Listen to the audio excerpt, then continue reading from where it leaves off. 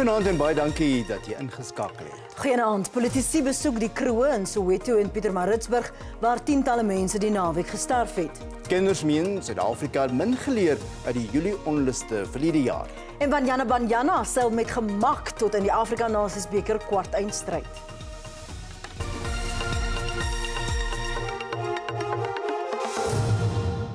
Inwoners van die Nomzamo informele nedersetting in Orlando, Soweto, meen hulle word gebruik vir politieke doeleindes. Gemeenskapslede het misnoë uitgespreek teenoor die besoekende minister van polisie, Bekkie Cele. Cele het inwoners toegespreek nadat 15 mense Saterdag aand doodgeskiet is in 'n kroeg. Die burgemeester van Johannesburg, Mpho Palatse, en die nasionale polisiekommissaris van Masemola het die besoek meegemaak. Nomzamo-inwoners sê hulle is moeg vir leë beloftes. Hulle sê die polisie weier om die informele nedersetting snags binne te gaan, wat misdaad verder vererger.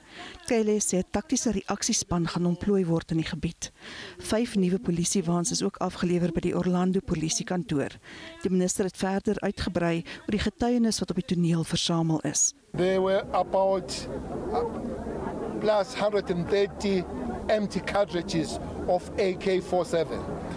Which means those people that were there were really meant business of killing. AK at any given time, you put 30 bullets on it, which means time and again they would reload that AK.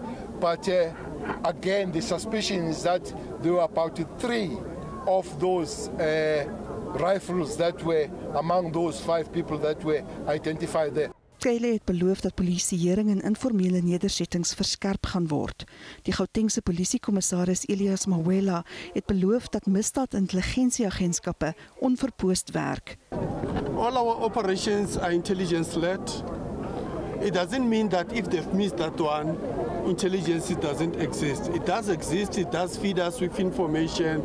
But certain things, we want to reserve them because the more we reveal a lot, we are actually empowering the criminals. They will forever counter whatever we want to do. 'n Span speurders is aangestel om die saak te ondersoek. Die polisie in KwaZulu-Natal sê 2 persone is in hegtenis geneem vir die skietery Saterdag aand by Sweetwaters buite Pietermaritzburg. 4 mense is dood en 8 gewondes is in die hospitaal nadat gewapende mans op die kroeg begin skiet het. Die provinsiale polisiekommissaris Nhlanhla Makwanazi en die waarnemende LER vir gemeenskapsveiligheid, Jomo Sibiya, het die misdaadtoneel besoek. Die polisie sê die betrokke voertuig wat in die misdaad gebruik is opgespoor en hoop om meer mense in hegtenis geneem. Die motief vir die aanval is egter nog onbekend. Eskom sê dit gaan nog weke neem voordat die kragvoorsiener gaan herstel van die skade wat tydens die onwettige stakings gely is. Hoewel fase 6 beurtkrag nie vir die res van die week verwag word nie, waarsku die kragvoorsiener dat die stelsel steeds onstabiel is. Fase 4 beurtkrag is egter vandag en môre nog Suid-Afrikaners lot. Saam met die onbeplande verlies van sowat 14.400 megawatt se krag, is daar kommer oor nog 5.883 megawatt weens omstandighede wat kortsluitings kan veroorsaak. Unfortunately, due to the unlawful strike, we have suffered significant backlogs in maintenance. We've also had to operate the plants under conditions which are less than ideal. Hoewel verskeie eenhede herstel is dit nog nie genoeg om beurtkrag tot 'n einde te bring nie. Eskom hoop om teen die einde van die maand sowat 920 megawatt se bykomende krag in die netwerk te voer, wanneer eenheid 2 van die Kuiberg-aanleg weer in gebruik geneem word. Die kragvoorsiener sê verder, die gevolge van die onwettige staking gaan nog 'n geruime tyd lank gevoel word. There were 6 stations that were directly impacted, partial or in full, during the industrial action period. Those being Duva, Arnott, Matla, Enrina, Camden and Letabo. Now the loss in capacity was as a result of the industrial action due to no routine maintenance being performed, lack of timers breakdown repairs, lack of maintenance. Volgens Eskom gaan dissiplinêre stappe geneem word teen werknemers wat onwettig gestaak het en diegene wat betrokke was by voorvalle van sabotasie en korrupsie gaan vervolg word. Intussen sê president Cyril Ramaphosa, die regering gaan binne die volgende paar dae 'n omvattende aksieplan aankondig om kragverskaffing 'n hupstoot te probeer gee.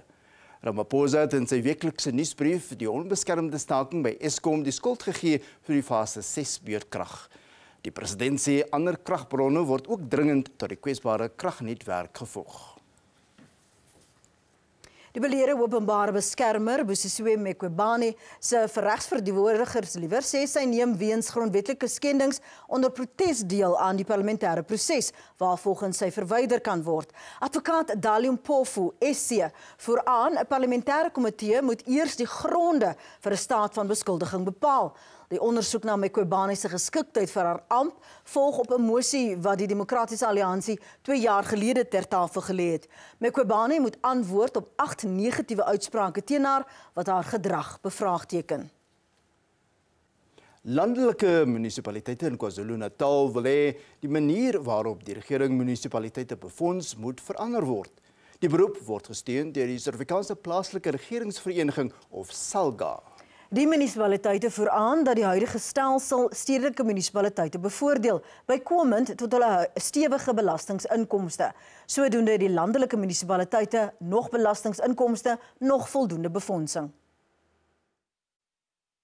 Die Nongoma munisipaliteit in Noord-KwaZulu-Natal gebruik regeringsbefondsing om dienste te lewer aan nagenoeg 300.000 huishoudings. Volgens Statistieke SA bestaan die gemiddelde Suid-Afrikaanse huishouding uit 3,34 mense. Nongoma lewer dus dienste aan naaste by miljoen mense, waarvoor hy jaarliks 250 miljoen rand kry van die regering. In teenstelling het KwaDukuza nader aan Durban net meer as 276.000 inwoners en 'n jaarlikse begroting van 2 miljard rand. Teenstrydighede soos die gee aanleiding tot die munisipaliteite se oproep vir hervorming. The rural municipalities are actually at the cold face of poverty. They are at the cold face of unemployment. And yet, the funding that they are actually getting by way of equitable share is a pittance when you look at the backlog on infrastructure development. Onlangs 'n audit toon die stedelike munisipaliteit Umsunduzi se onregmatige besteding het 907 miljoen rand beloop. Die bedrag alleen oortref die jaarlikse begrotings van die plaaslike Nongoma en Ndwedwe en Kandla munisipaliteite saam. Salga sê hy beywer hom vir hervorming. We had interaction with the national minister where we raised the issue that the allocation to local government is almost 9% of the total fiscal of the country, and is even worse for the rural municipalities because they really receive nothing comparatively. Die minister van regeringskoördinering, Nkosazana Dlamini Zuma, sê daar word onderhandelings gevoer met die departement van finansies om die betrokke wetgewing te wysig. The funding model was based on previous municipalities, which were white municipalities that had a revenue base, that were able to collect revenue. And we based that model on the basis that each municipality will collect its own revenue, which is not true. Some of the municipalities can't collect revenue because there is no revenue base from which to collect. They survive on grants. Dlamini Zuma moedig ook landelike en kleiner munisipaliteite aan om die ekonomiese groei in hulle gebiede te stimuleer om werk te skep. 'n jaar sedert die Julie onluste in KwaZulu-Natal en Gauteng, meen sommige kenners dat die regering maar min geleer het uit die gebeure. Daar is kommer oor die sigbare tekortkominge aan intelligensiestrukture en inwoners sê hulle sukkel steeds om finansiëel te herstel na die gebeure. Minstens 350 mense het in die onluste gesterf en 'n paneel kenners het bevind dat die regering self verantwoordelik was vir die gewelddadige onrus. In Julie 2021 het die land deur een van sy donkerste oomblikke in die geskiedenis van sy jong demokrasie gegaan. Die onluste word hoofsaaklik toegeskryf aan die binnengevegte van die ANC-faksies en die hoë vlakke van armoede in die land. Die regering het gereageer deur die minister van Staatsveiligheid, Ayanda Dlodlo, te vervang en die minister van Verdediging, Nosiviwe Mapisa-Nqakula, is geskuif en is nou die speaker van die parlement. Maar sommige kenners meen die regering het nie genoeg gedoen nie. It's complete silence as far as the communication to the public is concerned. relating to these cases. And I think that is a problem. We need much better communication from the Minister's Office, from the National Commissioner's Office, and probably other state institutions as well involved in the investigation of these cases. But there needs to be much better communication to inform the public about what is happening, because that would be a very reassuring message that people who are involved in these kinds of actions will not allowed to get away with it. I can safely say we have not learned anything. If we had learned anything by then, we would have done something, because that was not the first unrest that we have. We have had serious ones in this country, a service delivery protest, and we know the law enforcement agencies ought to know, like you and I know, that these unrests tend to be very violent and very disruptive. I think that should have been anticipated. Intussen is gemeenskappe paraat. Umlazi en Hammersdale inwoners het met die hulp van die polisie 'n potensiële plundertog verhoed nadat gerugte van 'n nasionale stilstand op sosiale media versprei is. Maar gemeenskappe voel steeds die ekonomiese impak van die plundertogte. Inkopies is nou veel duurder. Daarbenewens het ons vroeër R9 vir 'n taxi betaal. Ek dink nie ons sal ooit weer aan plundertogte deelneem nie. Die afstande na winkels is nou veel verder. Ons het nou 'n winkelsentrum wat ons ten alle koste sal beskerm. Burgers sê hoewel die polisie gereageer het na die gerugte van 'n nasionale stilstand, is daar steeds sigbare tekortkominge aan intelligensiestrukture. Cope se jeugbeweging het president Ramaphosa 7 dae gegee om met tasbare oplossings voor die dag te kom oor die land se ekonomiese uitdagings. Die Cope jeugbeweging het 'n opmars na die Uniegebou in Pretoria gehou en 'n memorandum van eise oorhandig wat hulle kommer hoe jeugwerkloosheid beklemtoon.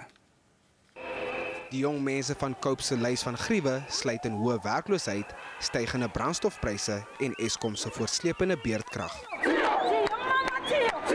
Sommige sê selfs al swaar verdiende kwalifikasies is nie veel hulp nie. I'm an LLB student who graduated 2019. Since then I've been applying. My email is full of application, but no one is calling me. I'm an LLB graduate who need article. Give me a 1-year article, I'll open my law firm. And there's too much corruption. It's not that there is no money to create jobs for us young people. There is a lot of money in South Africa. Now if you go to the person who is higher, you find money.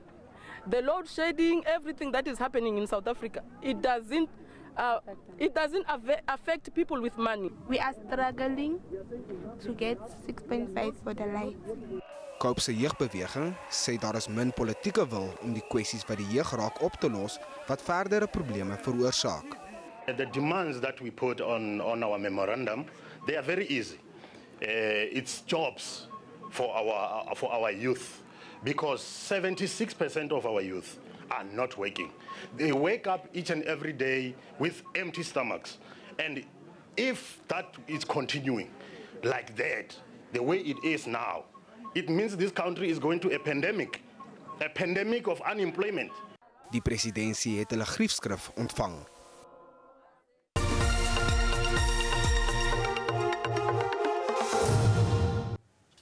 En nou vir die dag se markaanwysers. Die rand het teen die sluiting van die JSE om 5:00 vanmiddag verswak teen 'n sterker Amerikaanse dollar en ander geldeenhede te midde van vrese oor swak ekonomiese groei vooruitsigte wêreldwyd. Die JSE se indeks van alle aandele het bykans 2% laer gesluit. Goud en platinum was goedkoper en Brent-olie het verlede week se negatiewe verhandeling voortgesit. Op nuwe COVID-19-inperking in China het egter vrese oor moontlike laer aanvraag vererger. En ons het ongelukkig nie betyds die pryse van landbougewasse van die JSE ontvang nie. 'n Reuse terugslag het die nasionale vroue sokkerspan getref aan die vooraand van die Afrika Nasiesbeker kwartfinale teen Tunesië in Rabat, Marokko. Die ster doelskieter Thembi Kgatlana mis die res van die toernooi weens 'n haksening besering. Die Ellis span het al 3 wedstryde in die groepfase van die Afrika Nasiesbeker toernooi vir vroue gewen. En Jana het Botswana gisterand in Rabat 1-0 geklop. Die trots van Suid-Afrikaanse sokker het 'n middelmatige eerste helfte opgedis nadat hulle Nigerië en Burundi in hul vorige wedstryde verslaan het. Maar alle se spelers weet hoe om te wen. 3 points is 3 points. We are super excited to have kept a clean sheet this time, and we are super excited to have qualified. As a team, what is important is just getting the 3 points. Kommer bestaan oor die beserings aan sleutelspelers soos Thembi Kgatlana en Jermaine Sioposenwe. Everyone that's here is important, number one. That's why we're a team. We play together, we play for each other. And, you know, the girls that come from the bench have the same energy that the starting 11 has. That's why you see the rotation of players. If you're not playing, you're there to support the other girls. Maar die bestuurspan hoef nie slapelose nagte daaroor te hê nie. Die 18-jarige sensasie Nthabiseng Magia het juis as plaasvervanger die wendoel teen Botswana aangeteken. Marokko pak Botswana in Woensdag se eerste kwartfinale, waarna Zambië teen Senegal te staan kom. Banyana is die gunsteling in Donderdag se kragmeting teen die Tunesiërs. In die laaste kwartfinalestryd kry die verdedigende kampioen Nigerië en Kameroen swaarde. En ten slotte, 'n handjievol inwoners van Jeffreys Bay in die Oos-Kaap het 'n enorme labirint gemaak. Dit is geïnspireer deur die labirint in die Chartres-kathedraal in Frankryk. Maar anders as hier in Frankryk bestaan hierdie een net uit duisende spekbome. Die inisiatief is deur die plaaslike organisasie Dorp van Drome van stapel gestuur om 'n bietjie positiwiteit en trots by inwoners in te boesem. Dis natuurlik ook goed vir die natuur. Hoewel hierdie labirint dalk soos 'n doolhof mag lyk, is dit in wese verskillend. Daar is net een pad wat regdeur kronkel en net een in- en uitgang. Die doel is om jou te laat kalmeer terwyl jy stadig jou weg van die begin tot einde vind. Die effek van 'n labirint, ons nooi ieder en elk uit van naby en ver. Ons gemeenskap is verskriklik opgewonde oor wat hier gebeur het.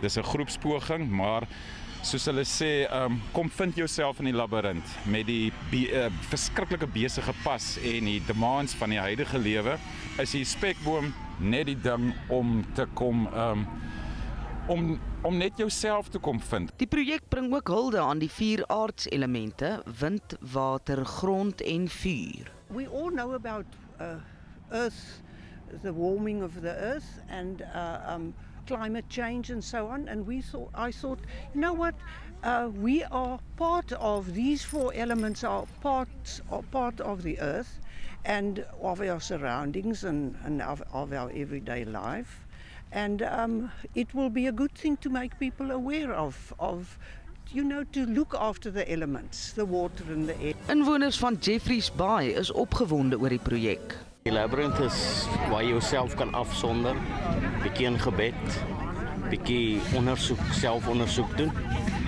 Ons gaan baie keer see toe, jy weet, maar daar's altyd baie mense. Miskien is hierdie nou die plek in die agtermiddag om so te loop en jouself af te sonder. Ons is nou betrokke by die ontwikkeling, saam met die munisipaliteit. En dit is absoluut wonderlik om te sien dat soveel mense hierdie plek gebruik en soveel mense gebruik maak van die fasiliteite. En dit is absoluut net 'n wonderlike ding vir almal kan oefening kry, hulle kan 'n koppel kom skoon kry, is wonderlik. Die verwagting is dat die spekbome mettertyd tot so hoog as 5 meter sal groei en vir nagenoeg 200 jaar staande sal bly. En so groet ons dan tot môre aand. Mooi aan verder.